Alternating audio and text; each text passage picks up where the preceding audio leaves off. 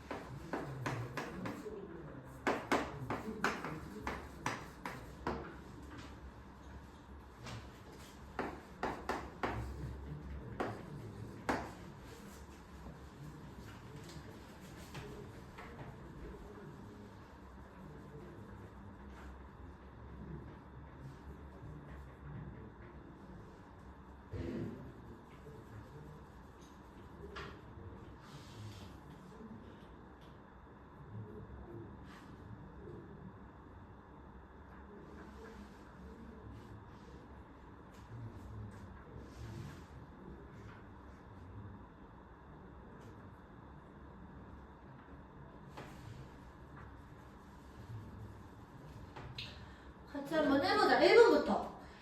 평균이 m이고 그리고 표준편체가 실인 정규분포를 따라요. 그때 얘들아 임의로 추출한 25명이래. 그러면은 표본의 크기가 지금 25인 상황. 자, 그때 얘들아 우리한테 이 확률을 이미 줬어요. 그러면 어떤 애가 2000 이상의 확률이 얘가 0.9772가 된다라는 거야. 그러면 이 부분의 넓이는 0.4772가 되겠죠. 그치? 표준 정규분포표 봐봐. 0.477이 누구야? Z값? 2. 그래서 요만큼이 마이너스 2였다라는 거죠.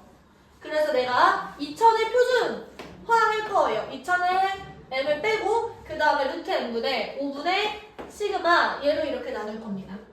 표준편차가 10이네. 그럼 이때 얘가 마이너스 2가 된다라는 거야. 그러면 이만큼이 2죠. 그러면은 2000 마이너스 m이라는 거는 마이너스 4가 되는 거고 m은 2004가 되네요. 괜찮겠어요? 자, 구하는 게 2004였던 거죠. 2번도 한번 해봐. 비슷합니다. 시작!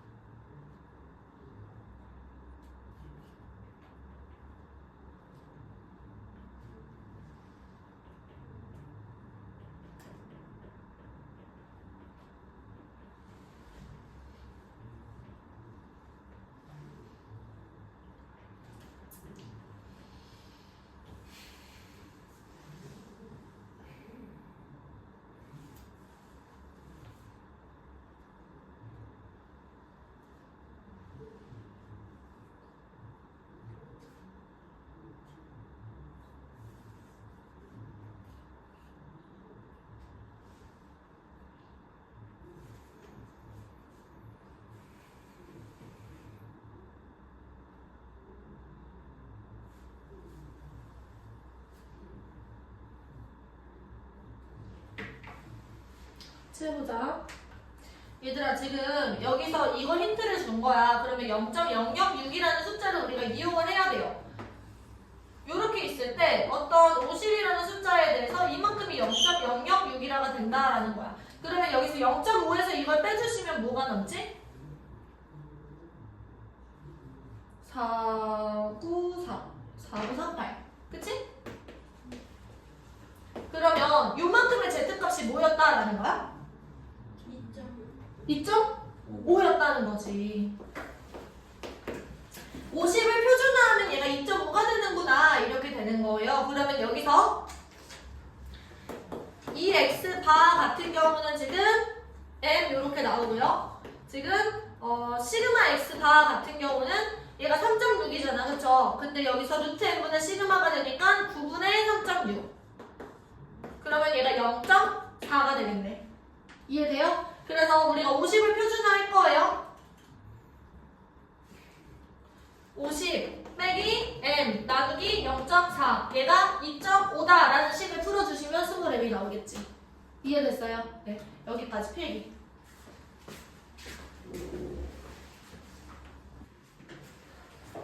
나는 뭐 삼수까지 한 입장에서 나는 삼수만 한 걸 후회하지 않아 절대. 삼수를 했기에 지금 내 인생이 있는 거라고 생각을 해. 난 다시 돌아가서 삼수를 할 거야. 근데 그 현역 때랑 재수 때랑 삼수 때는 내가 재수를 하겠다, 삼수를 하겠다 이런 마음으로 공부하지 않았다라는 거지.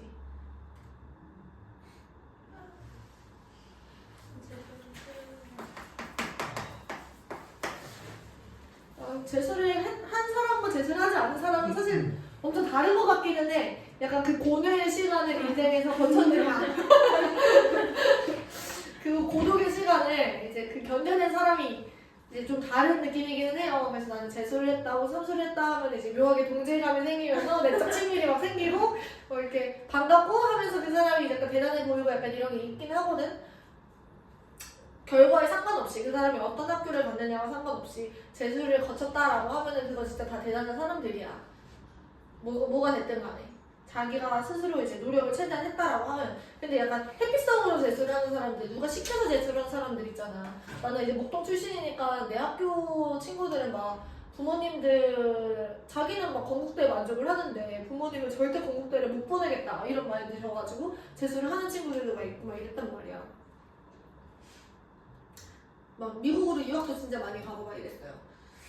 근데 그렇게 돼서 잘 되는 꼴을 나는 잘 못 본 것 같아. 25박스를 추출했대요. 그때 무게의 총합을 확률 변수 x라고 합니다. 그러면 x는 지금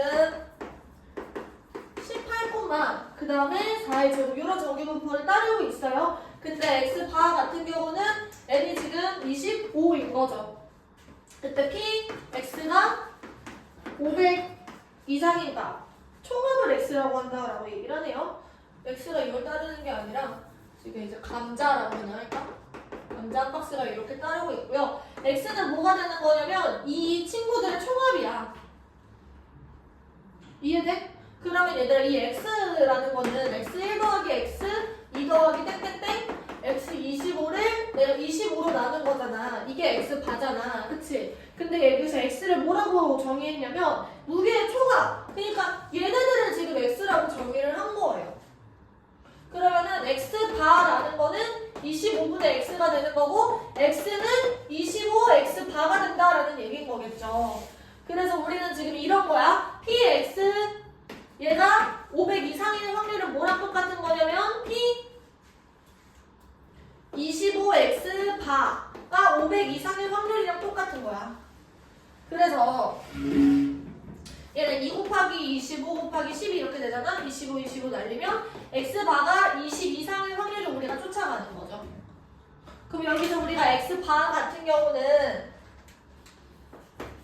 이 x바가 18이 되고요. 지금 시그마 x 같은 경우는 시그마 x바 같은 경우는 루트 n분의 시그마 그러니까 5분의 4가 되겠죠. 괜찮을까요? 자, 이때 얘를 표준 정규분포표를 이용해서 구해야 되니까 이 친구 표준을 하셔야겠다. 표준화 진행. P, Z는 20-18 그리고 5분의 4. 그러니까 2가 되고요. 지금 2 곱하기 4분의 5. 그러니까 4분의 10이니까 2분의 5. 2.5보다 크거나 같을 확률. 여기가 2.5일 때. 그럼 얼마지? 여기서 얘들은 힌트. 우리 그 표준 정규분포 표 보시면 이게 맨 끝자리 수가 3, 2, 8이잖아. 근데 2.5에 해당되는 맨 끝자리 수가 8이죠. 그치?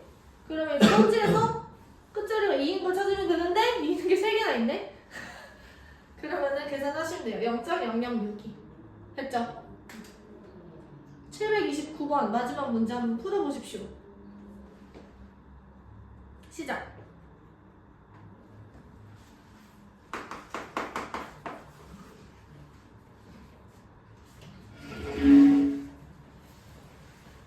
아 이거 너네들이 풀어봤어야 되는데 시간을 안 줬네.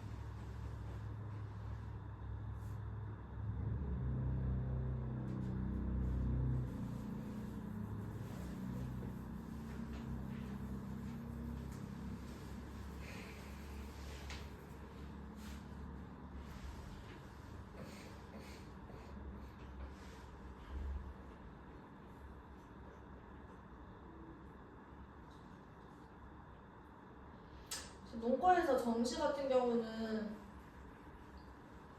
막 그렇게 막 천상계가 아니야. 4등급 맞아서 건국대 갔고 3등급 맞아서 2대 갔어요. 내 학생들. 어떤 걸 하면 수학. 다른 걸 다른 아, 과목들은 1이 아니에요. 다 1은 아니고 얘는 그래도 막 2등급? 막 이렇게 했었던 것 같고 그래도 이 친구들 막 3, 1? 뭐? 아무튼 수학이 걸림돌을 대진 않았다 라는 거. 약하는 것 같아. 아 진짜야. 이거는 실제 표본이기 때문에 내 학생들이에요. 다른 게 좋아야 되잖아요.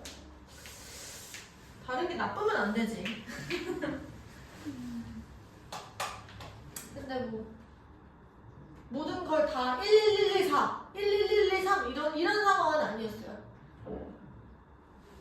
물론 이대간 친구는 학종으로 간 거기는 했는데 최저를 그래도 잘 맞춰가지고 갔어.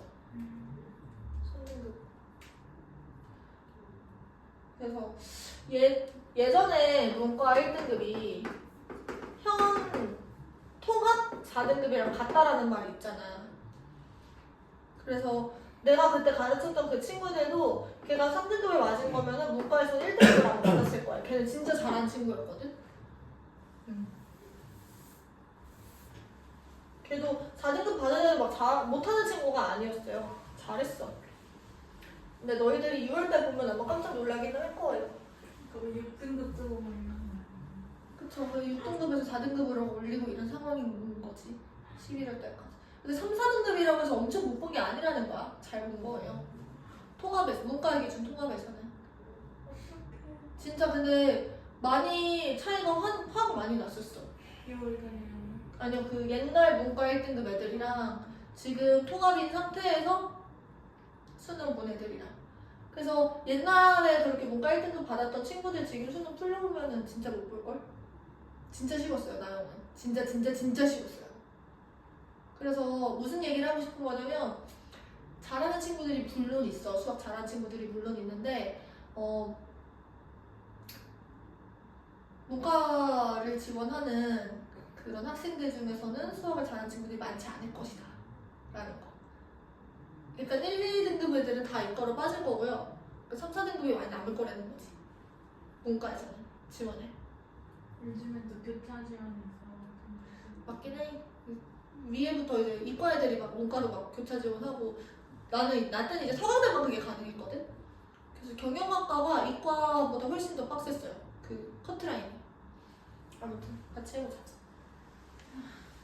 얘들아, 이게 n의 최대값을 구하고 있는 상황이에요. 최대값인데 부등호가 이렇게 돼 있을 때 라는 거는 이 부등호를 그냥 등호라고 생각하고 풀어주는 게 좋아요. 그냥 최대값은 경계값일 테니까 그냥 방정식을 푸는 것처럼 우리가 풀어주면 돼.